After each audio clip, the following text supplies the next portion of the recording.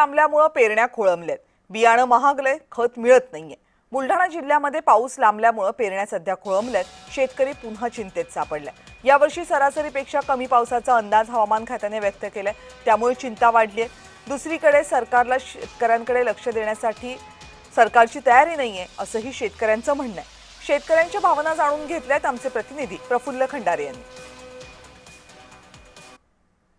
एकीकडे खत आणि बियाणं मिळत नाहीये, त्यामुळे शेतकरी पूर्णतः या ठिकाणी संकटात सापडलं चित्र पाहायला मिळतंय। मला सांगा दादा, या ठिकाणी आता पेरण्या जे आहे त्या खोळंबल्याचं चित्र पाहायला मिळतंय।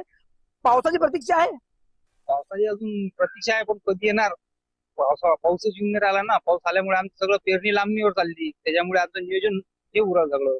त्या दुसरी गोष्ट खत बीज वहिनी भेटू राहिली, अजून दुसरी गोष्ट बँका कर्ज देऊन नाही राहिली लवकर, ते म्हणतात कर्ज माफी झाली, दुसरं कर्ज भेटून नाही राहिलं।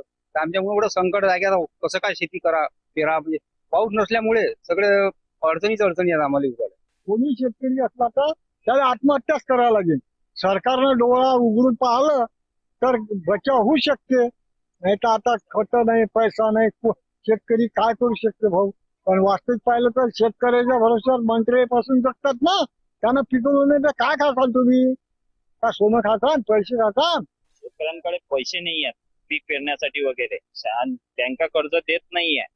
कर्जमाफी जाहीर केली, पण कर्जमाफी खात्यामध्ये जोपर्यंत पडत नाही तोपर्यंत बँका तुम्हाला देणार नाही, आणि कर्ज हे फसवी कर्जमाफी योजना आहे असं वाटत आहे। त्यामुळे शेतकऱ्यांना फार संकटाचा सामना करावा लागत। शेतकरी आपल्या पेरणीच्या कामाला लागतो, अशी संपूर्ण परिस्थिती बुलढाणा जिल्ह्यात शेतकऱ्यांची पाहायला मिळते आहे। प्रफुल्ल खंडारे, जय महाराष्ट्र न्यूज, बुलढाणा।